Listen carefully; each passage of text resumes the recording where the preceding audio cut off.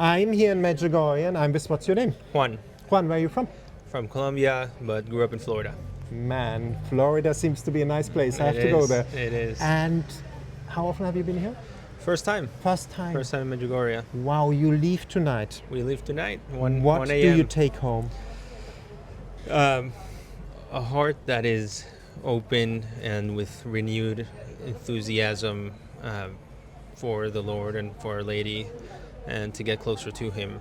So, definitely an experience that rekindled my thirst for our faith. That's what I want to ask. You are more on fire now? It's a Yeah. real faith. Exactly. It's a real faith. It's a real faith founded by Jesus Christ Himself, and as they say, to Jesus through Mary. So we're here at the source of Mary. And you went to confession here? Went to confession twice. Yes. Twice. Twice. What Yeah. is so beautiful about confession? What would you tell your friends now if you're going to America? You know, it just takes a weight off of your shoulders, and you give all those sins and all those bad things we've done, because we all do them, to God, and ask for the strength to sin no more. Although we're not perfect, but we ask for forgiveness, and we know He's gracious and forgives us and wants us to do better, so we can get closer to Him. So, you know, maybe you saw your friends, they're ticked off when you talk about God because they think it's an old man with a white beard and he wants to judge us and put to hell, and then he's very happy, another one in hell. He's not like that. You experienced him now. You're smiling Yeah. about that. Yeah. How is God the Father really? Merciful and loving. He just wants us to be with Him and to be good people and to win heaven. So this is sort of not a trial, but it's a time for us to win heaven, because not everybody goes to heaven. So it's a merciful God that wants us to love Him and be close to Him, and you know, He calls us all to be saints. So that is our mission here. And what is a saint for you? A lot of people don't understand. Oh, we should be a saint. What does that mean for you personally? What you should be? I think a saint is just someone that strives for holiness in every small detail of your heart. You don't have to be a priest. You don't have to be a pope. You just have to live your faith with conviction and treat everybody with kindness, and be close to God and close to Our Lady. And you felt like after confession relieved, like a deer jumping around, Oh, wanting to yeah. hug anybody? Yeah, it's like a little kid. It's renewed. You feel renewed. Wow, beautiful. And our faith states when we are in a state of grace, we can receive the Eucharist. Can you explain a bit, young people, what is the Eucharist? Well, the Eucharist is Jesus present in the Eucharist, in Body, blood, soul, divinity. Exactly, as He established in the Last Supper. So it's a gift that He's given us so we can be close to Him here on earth. And you said your wife is here. Can you come over, wife? Come over. He said he has to have you. He didn't want to start. He really loves you, I tell you. This is my wife. Hi, what's your name? Melissa, Melissa, where are you from? Also Colombia? Colombia as well. But living Also in live in Florida, yes. Florida. And second time, first time for you? First time. First time. What is Medjugorje for you now? Medjugorje for me is a place of confirmation. Did you already tell him the story? No? Oh, Yeah. okay. Joy? So this is our first time here, obviously, we've said that. Medjugorje for me is a place of confirmation because right before coming on this trip for a few years, and you know, we have been trying to start our family for a very long time, and has not been an easy path. Lots of prayers, lots of effort, but it wasn't until right before coming on this trip that I started to pray to our Holy Mother specifically, which I feel like I had done that in the past, but I had never really done it intentionally. I had never actually asked her for her intercession specifically. I had always thanked her for protecting me and for covering me with her grace and with her veil of love and protection. But I had never really said, hey, Holy Mother, is there any way that you can ask the man upstairs if he can make this happen, please? A child? Yes.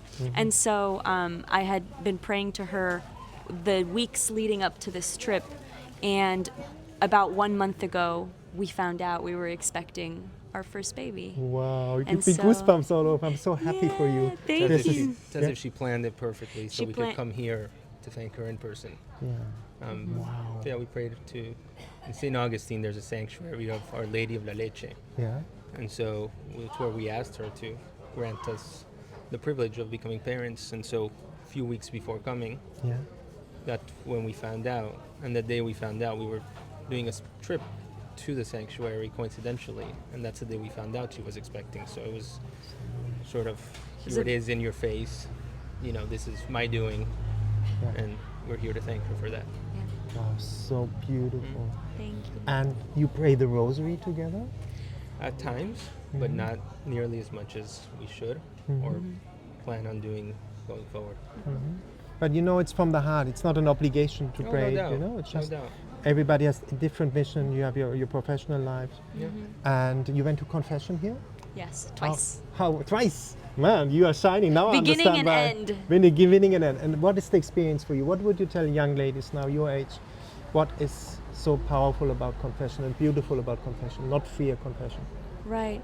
I think my number one advice is don't be afraid to come clean. Don't be afraid to, even if you're not sure if it's a sin, just say it anyways. Don't be afraid to, I always am a little scared sometimes when I go to confession. I'm always like uncomfortable when I have to look at the priest in the eyes when so sometimes I look down. I like try to avoid the eye contact, but I find that it's most powerful when I feel like I'm connected to the priest when I'm talking to him. So I would say don't be afraid to look at your challenges and your troubles in the face, and then don't be afraid to walk away from them when you finish. So beautiful what you say. I want to add here now for us young, very positive young man, for us men, how does the world present a woman to us? Always look physical, but you gave the answer. A real relationship is looking, connecting, looking in the eyes. Somebody watching now who never had like parents, saw a good example. It's the connection, the best friend, no? Yeah. Would you say that? How did you find yourself, by the way? We've been together since high school. Wow. 11 years. 11 years, fantastic, yay! Married for 3. Whoa, yeah? Yes. And you knew it in the heart that is No, the it person? takes time. Takes It took time, yeah? time. We were very young and maturing and getting to know each other Yeah, and getting to know ourselves too. So it took time, I think, for us to just mature and grow up. yeah. And once you know, you just make the decision and take the leap and do it with God. And although it's scary, I think young men and women nowadays are very scared of marriage and scared of having kids. They think career is the most important. But if we prioritize God and family and starting a family, I think that's the most fulfilling thing for those who are called to the vocation of marriage. Yeah. So And don't be afraid. don't be afraid. And for you, marriage, what is it now? Did it change? You know, you gave each other a sacrament. I learned that here. It's not the priest who Right. giving the sacrament, it's you giving it to Yeah. each other. Did something change after the sacrament? How is that experience for After you? the sacrament of marriage? Yeah? Yes. Explain. I'm an only child, Yeah. so I didn't have the experience of having to share everything in my life with someone. And even though we had been dating for years before we got married, it wasn't until we were finally married that I had to switch my perspective and my mentality to not just worrying about how everything affects me, but how everything affects the both of us and him as well. And it's between anything as small as making a decision about what we're going to eat or where we're going to go or where we're going to spend Christmas, you know. to things that are more life-changing types of decisions, like work-related and moving out, across the country, which we've done before already together. So things like that. I mean, I think slowly over time, I'm understanding more and more the sacrificial aspect of marriage through the things that my husband has done for me, for us, but for me. And so I think for me, what changed afterwards was realizing that it wasn't just me, now it's us. And it's a team. And I love looking at us that way, and he proves that to me all of the time. So beautiful. Really beautiful what you do. And, our faith states you went to confession, and then you can receive the Eucharist because you are in a state of grace. What is the Eucharist for you as a young woman? I think I'm still discovering that. Mm-hmm. I'll be fully honest. I think I'm still learning to understand how God truly manifests himself in the Eucharist. I have so much left to learn, but I respect it and I believe in it. But I think that I have a long way to go, and I have to better my relationship with God to feel him when I'm receiving the Eucharist, if that makes sense. Yeah. I think that I'm still in the process of discovering that. Did you ever, a lot of people think they're ticked off when you talk about God. They think God the Father is an angry old man with a white beard. He's happy to put us in hell when we do the first mistake. He's not like that. You experience him. I see it in your eyes. How is God the Father truly? I think he's so graceful, he's so gracious, and he's so generous, and to me, he's everywhere. I see God in everything, and in everywhere I see him in the little things that aren't as obvious. Like, I know he's not just in the miracles and in all of the grandiose, spectacular things that are super obvious to the eyes. I think he's in all of the small things that Maybe we the underestimate. Thing, like your husband sacrificing. Exactly. He's in all of the small things that my husband does for me. He's everywhere. I mean, he's in the air. He's a feeling. He's an emotion. So I think that's the kind of relationship I have right now with God. Is I just know that he's there, and I see him. Like, I don't believe in coincidences. I know that they're. What was it that somebody called them the other day? Was it you who said something? Diosidencia? Yeah, in Spanish it's called diosidencias. God incidences? Yeah, something like Is that. Medjugorje a place for you like this, that you had a lot of God incidences here? Oh, yeah. Yes, definitely. At the end, look, you're leaving and we are meeting. And you said you were watching the movies. Mm-hmm. It's always the pattern. I'll meet the people at the last day somehow, you know? And you have a favorite spot in Medjugorje you like? There's a chapel.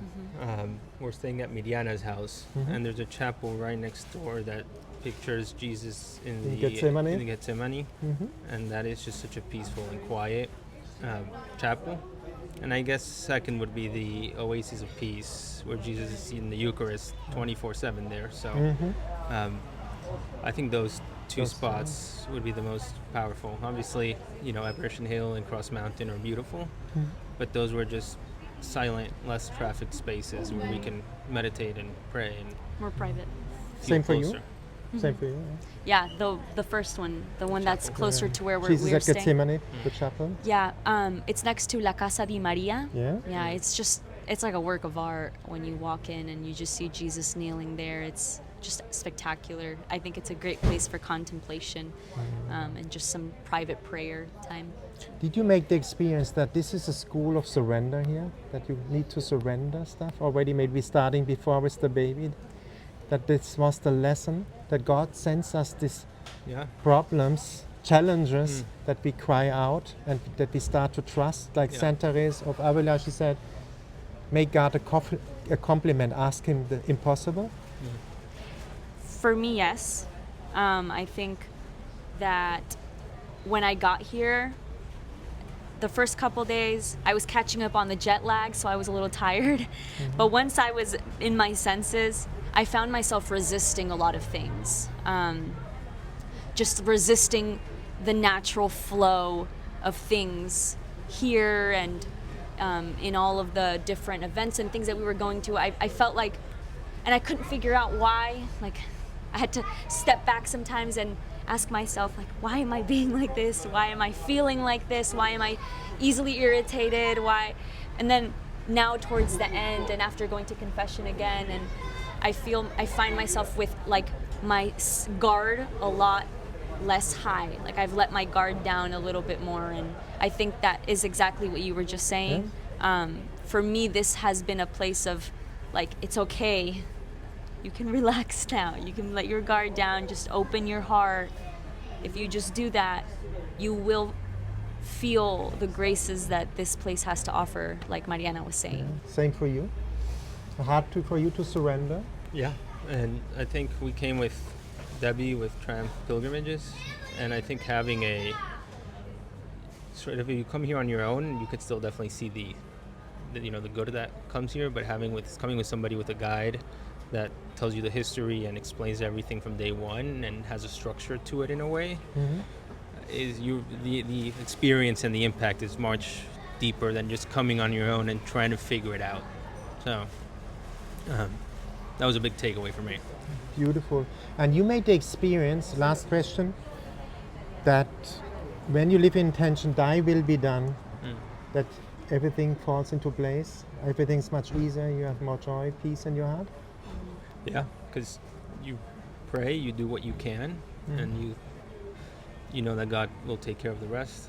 And we might have our own plan, but His might be completely different. So you saw it now with the baby? Right. Happened in God's time. You know? Right. Certainly. Exactly. No doubt. No doubt. And He knows why He did it this way. So. And at the end, what would you tell now people? Why come to Medjugorje? When you come home now, friends ask? No, right. Yeah? I think something impactful that one of our guide, Mickey, said to us multiple times throughout our trip here was, people who come to Medjugorje looking for something new will be disappointed. And so why I would suggest someone come to Medjugorje is because sometimes you need to rediscover the things that you already know, and this is a place that inspires that in you.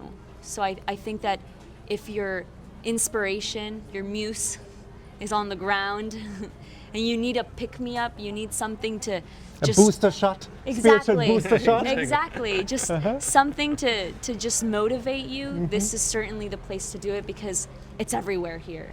It's in the people, it's in how they serve you, it's in how they treat you, it's in the ambiance, it's in all of the beautiful opportunities that you have here to praise God. You can't run away from it. So if you come here, it's everywhere. So you either participate or you miss out. Yeah. They say either you love it or you never come back. If you come, but it means also maybe you're blocked and then later you will come back. What do you tell your friends? You're on the beach, Miami, and they ask, man, how was the trip? I mean, I've traveled to other places like Vatican and even the Holy Land and have never felt what I have felt here in those places. I don't know if because even though this is very well known and traveled, but you feel something different here. You feel the presence of God. And everything, like Melissa said, that our guide said, nothing here is new, but everything is centered around Christ. Even in Father Leon's talks, he says, the Eucharist is why we're here. It's not even the apparitions, it's the Eucharist and God being present. So I've never experienced it anywhere as much as here. So we caught you on the way out, and we were just going to say bye to God in the Eucharist. So before we depart, so it's a life-changing experience. So I recommend anybody comes, whether you haven't been to church or confession in years or you go all the time. It has something special in place for you. Wow, what can I say? Thank you for that beautiful interview. Thank you very much for all you do.